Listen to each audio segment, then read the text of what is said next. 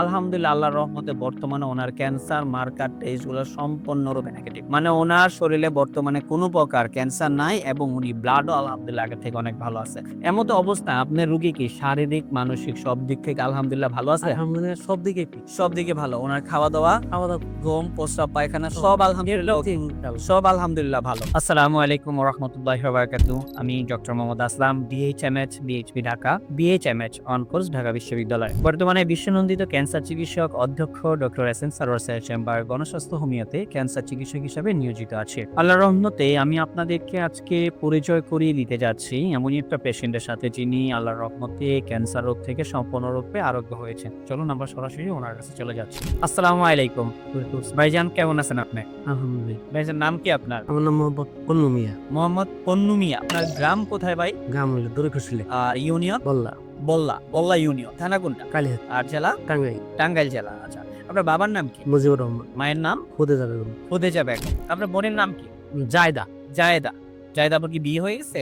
বিয়ে হয়েছে। আপনার স্বামীর নাম জানেন? স্বামীর নাম খসরু মিয়া। খসরু মিয়া। আপনাদের এলাকাতেই বিয়ে হয়েছে না? আমার ফুফাতো ভাইয়ের সাথে বিয়ে হয়েছে। ফুফাতো ভাইয়ের সাথে। তার মানে আপনাদের খোঁজ করলেই ওনাকেও পাওয়া যাবে। সমস্যা নাই পাশাপাশি। আচ্ছা। ওনার কি সমস্যা ছিল ভাই সর্বপ্রথম? সমস্যা ওনার হইলো হঠাৎ করে পেটে ব্যথা হয় এবং কি পেশাবের সাথে ব্লাড আসে। প্লাস প্রস্রাবের সাথে ব্লাড। ব্লাড আসে, তখন আমরা সদর হাসপাতালে নিয়ে যাই। ওইখান থেকে তারা পরীক্ষা করে বলে যে এনার এই কিডনিতে টিমার আছে। তো আমরা তখন উন্নত চিকিৎসার জন্য আমরা মির্জাপুর কুমেদানি হাসপাতালে নিয়ে আসি। কুমুদিনী হসপিটালে। হ্যাঁ, মির্জাপুর কুমেদানি হাসপাতালে নিয়ে আসার পরে ওনারা পরীক্ষা নিরীক্ষা করে বললো যে টিমারে ওটা অপারেশন করতে গেলে একটা কিডনি ওনার ফেলে দিতে হবে। তখন আমরা অপারেশন করাইলাম আর কি। অপারেশন করানোর পরে তারপরে ওটারে বায়োপসি করবার নিকে দিল, যে এটার মধ্যে দেখা যায় যে ভাইরাস আছে কিনা বা ক্যান্সারের যে জীবাণু আছে কিনা। তো ঢাকাতে পাঠাইলো। ওখান থেকে ওইটা রিপোর্ট গেল যে ওনার ক্যান্সার আছে। পরে ওই বললো যে আমাদের এখানে এটার চিকিৎসা মানে এটার ধাপটা ছিল ফুর করে কয়, মানে এবার লাস্ট টেস্ট ছিল। লাস্ট টেস্ট বললো যে আমাদের এখানে এটার চিকিৎসা হবে না, আপনারা ওই এই মহাখালীতে যাও। মহাখালী ক্যান্সার হাসপাতালে। পরে আমরা ওনারে নিয়ে আসলাম, আমার বোনের মহাখালী হাসপাতালে নিয়ে আসলাম। মানে অপারেশনের পরবর্তী অপারেশনের পরবর্তীতে মহাকালী নিন।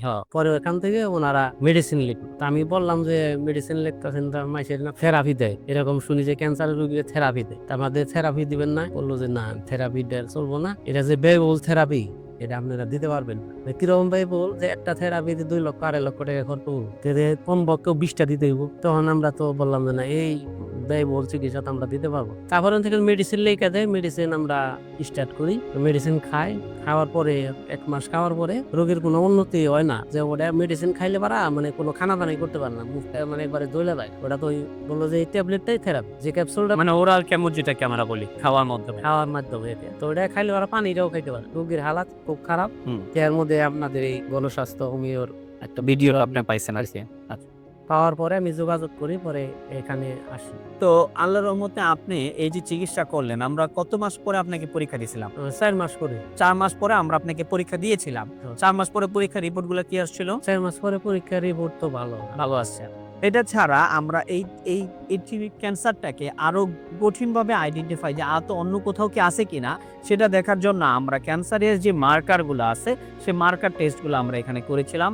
আলহামদুলিল্লাহ আল্লাহর রহমতে বর্তমানে ওনার ক্যান্সার মার্কার টেস্টগুলো সম্পূর্ণরূপে নেগেটিভ। মানে ওনার শরীরে বর্তমানে কোনো প্রকার ক্যান্সার নাই এবং উনি ব্লাডও আলহামদুলিল্লাহ আগের থেকে অনেক ভালো আছে।